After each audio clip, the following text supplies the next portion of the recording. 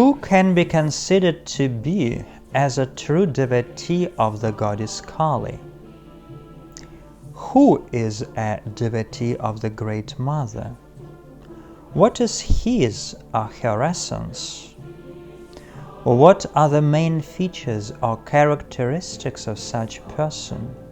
And what is the difference between a devotee and an ordinary believer? A devotee is, first of all, someone who has completely and irrevocably entrusted his whole life to his mother. Whatever happens in his life, he knows that all this is for his good, although it may seem quite different to others.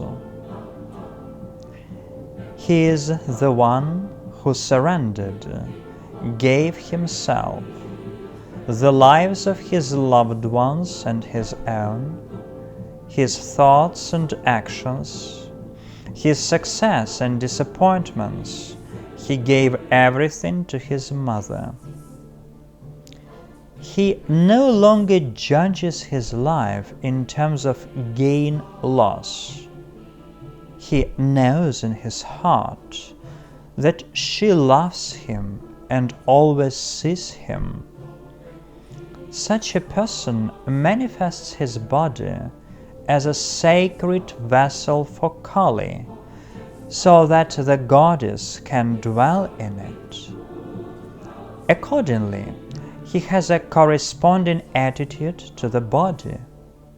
It is a careful attitude, as it no longer belongs to him, but is a home for the mother.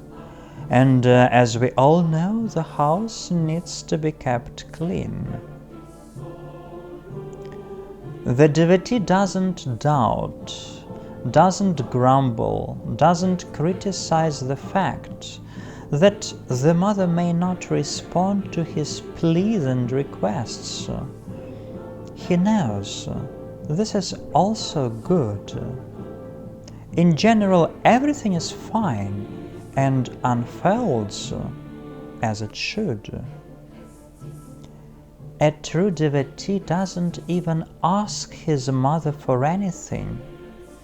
To ask means firstly to doubt the mother's ability already to know everything about him that is happening in his life, and secondly to become a beggar, which is not acceptable for a true devotee. The devotee begins to realize that he no longer exists as a person, as ego. He and his mother are one. Just as life is impossible for a person without a heart, so the life of a devotee is impossible without every minute remembering the mother, without feeling the mother in his heart. The devotee merges so much in himself with the mother that he begins to see the Divine Mother everywhere, in living and inanimate objects of this world. Such a concept as fear is completely alien to a devotee. He feels invincibility and absolute protection from evil in his soul. He is an irresistible force, as he and the mother are one. He doesn't believe in his mother in the way like Christians, for example, believe in Christ. He knows the mother, feels her and sees her with his spiritual heart as well as his biological parents. Mother Kali is an absolute reality for him. Is it necessary to say that such a person is ready to sacrifice everything for his mother? Yes, everything means everything. As his love is total, he won't give mother only 10% from his treasures. He will give all his possessions and the whole life if his mother demands it. The desire of the mother is the highest law for a devotee. There is nothing above this law. The best way to understand a devotee is by comparing him with an ordinary believer. An ordinary believer is just a beggar. He is ready to constantly ask for something desired, but he is not ready to give anything in return.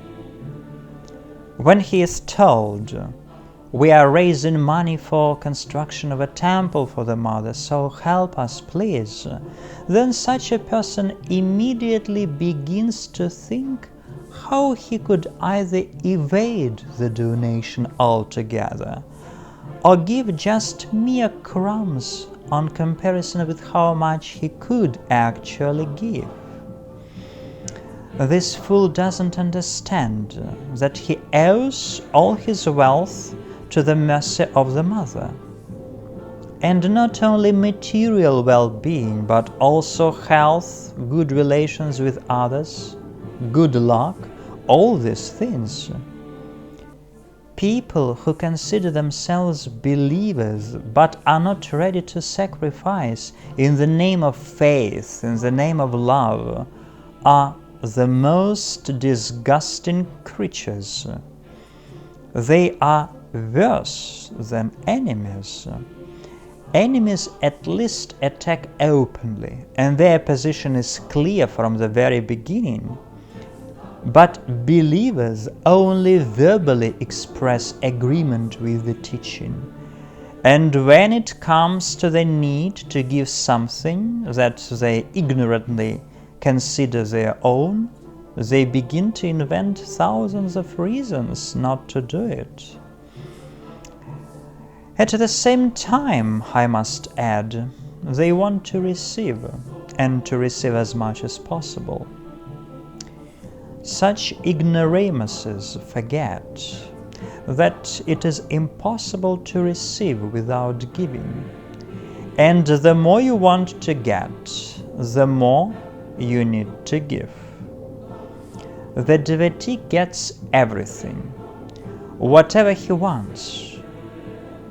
He gets everything because he doesn't even ask for, but serves with all his possessions and his life to his mother. And the mother, in response, serves such a person, giving him everything he needs as a manifestation of her love for him, as worthy of this love. Therefore, be devoted, not believing beggars. This is the only way the mother will enter your life as a blessing, not as a curse. And what you sow, you will reap. And where the copse is, the eagles will gather there. So remember this.